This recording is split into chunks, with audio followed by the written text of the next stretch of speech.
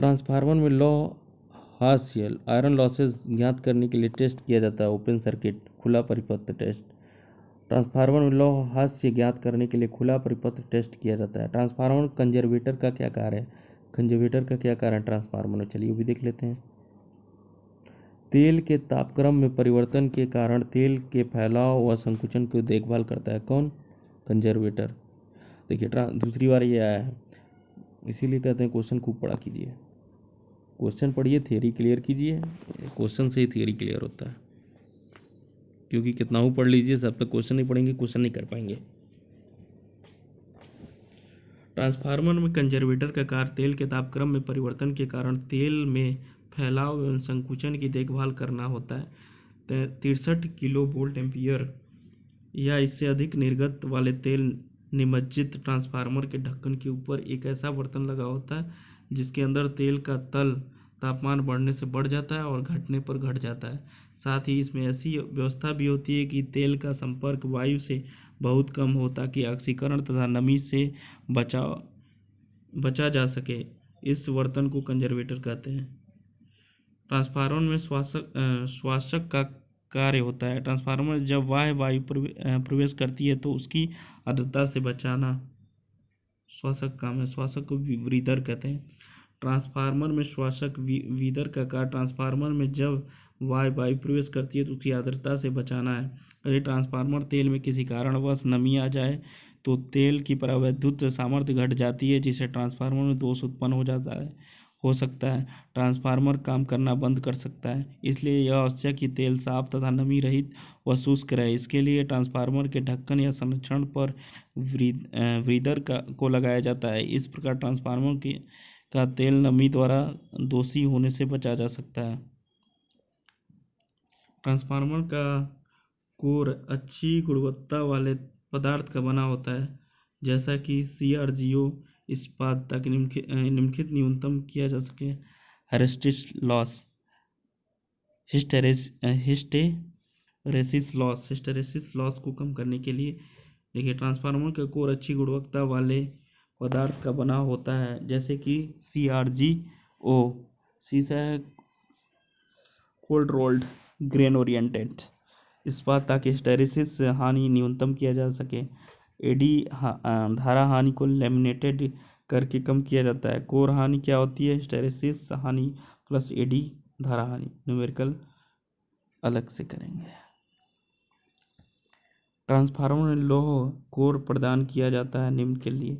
चुंबकीय पथ रिलक्टेंस को कम करने के लिए। देखिए, ट्रांसफार्मर में लौह कोर का उपयोग चुंबकीय पथ रिलक्टेंस को कम करने के लिए किया जाता है। चुंबकीय पथ reluctance S = L/μ0 μr × A। L पथ की लंबाई है, A लौह कोर का क्षेत्रफल है, μ0 वायु की वास्तविक चुंबकशीलता है, μr सापेक्षिक चुंबकशीलता है। चूंकि चुंबकशीलता रिलक्टेंस के व्युत्क्रमानुपाती होता है और लौह कोर की सापेक्षिक चुंबकशीलता अधिक होने के साथ रिलक्टेंस का मान कम हो जाता है। एक ट्रांसफार्मर शुद्ध प्रतिरोध भार आपूर्ति कर रहा है। ट्रांसफार्मर का शक्ति गुणांक होगा 0.95 स्पष्ट होता है। एक ट्रांसफार्मर शुद्ध प्रतिरोध एकांक शक्ति गुणांक भार आपूर्ति कर रहा है तो ट्रांसफार्मर का शक्ति गुणांक लगभग 0.95 होगा। स्पष्ट होता है। ट्रांसफार्मर मुक्त सर्किट परीक्षण निष्पादित करता है।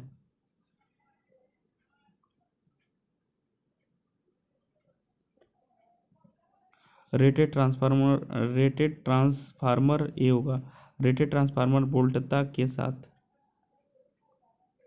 ट्रांसफार्मर मुक्त सर्किट परीक्षण ट्रांसफार्मर के रेटेड वोल्टेज के साथ किया जाता है एवं ट्रांसफार्मर में मुक्त सर्किट परीक्षण ट्रांसफार्मर के कोर में होने वाली हानि को ज्ञात करने के लिए किया जाता है। इसे खुला परिपथ परीक्षण के नाम से भी जाना जाता है।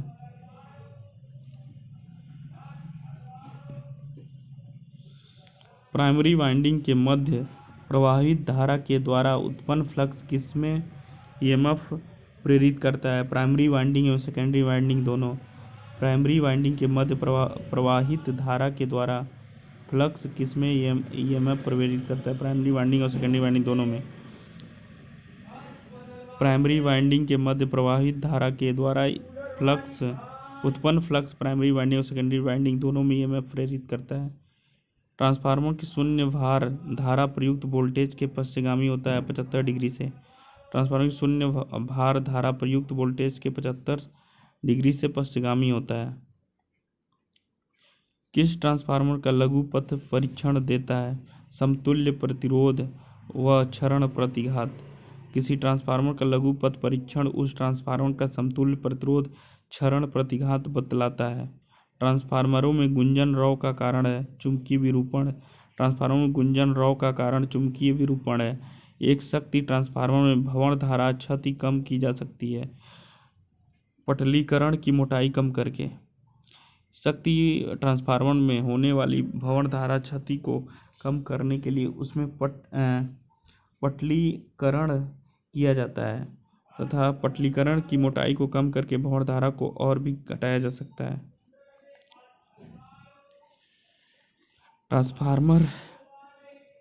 ट्रांसफार्मर को एडी करंट क्षय से रक्षित करने हेतु कोर को से बनाया जाता है सॉफ्ट आयरन।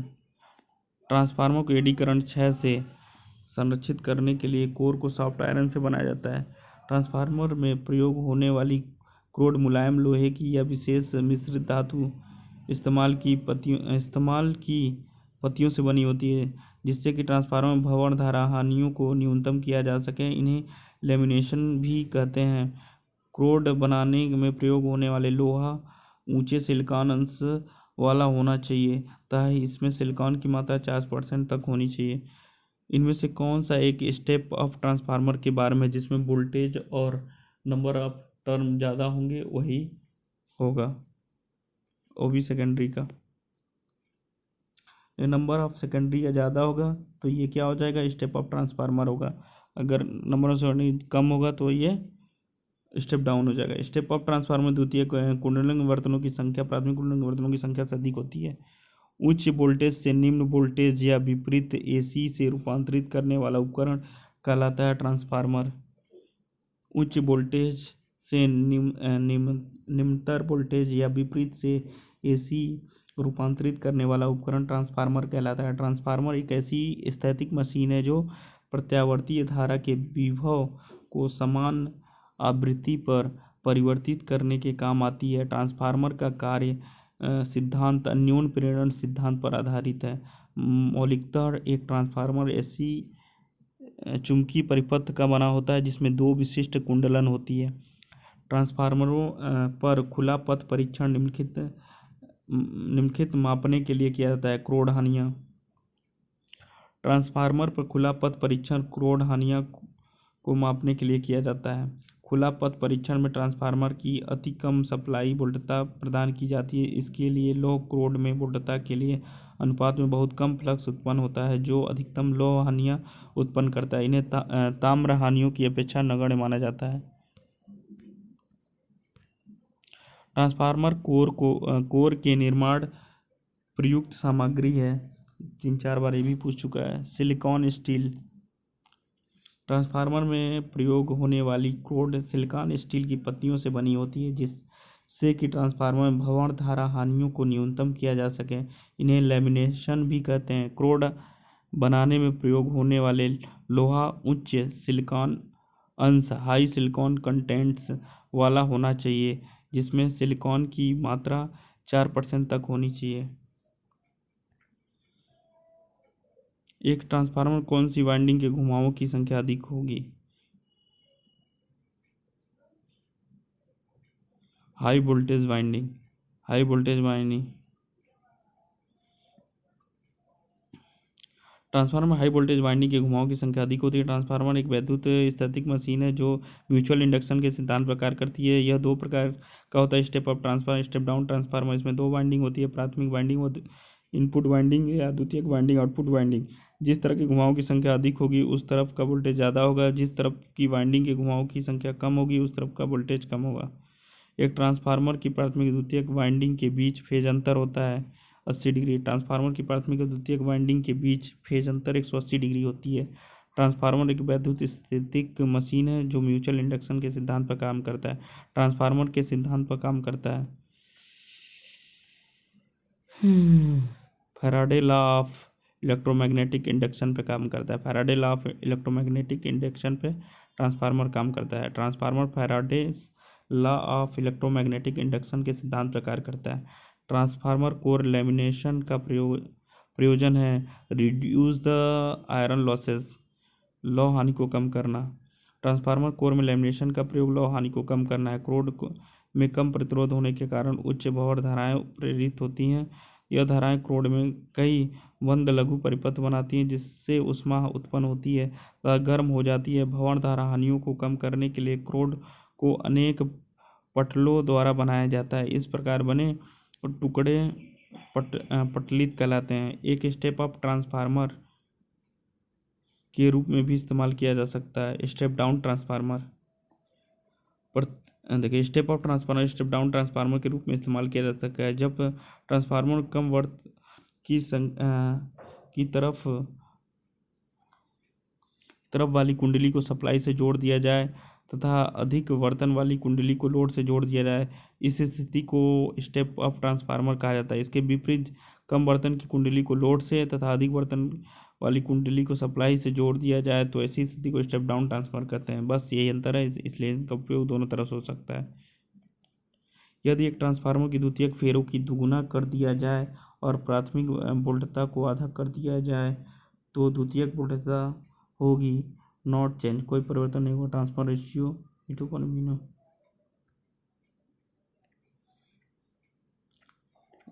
न्यूमेरिकल बाद में।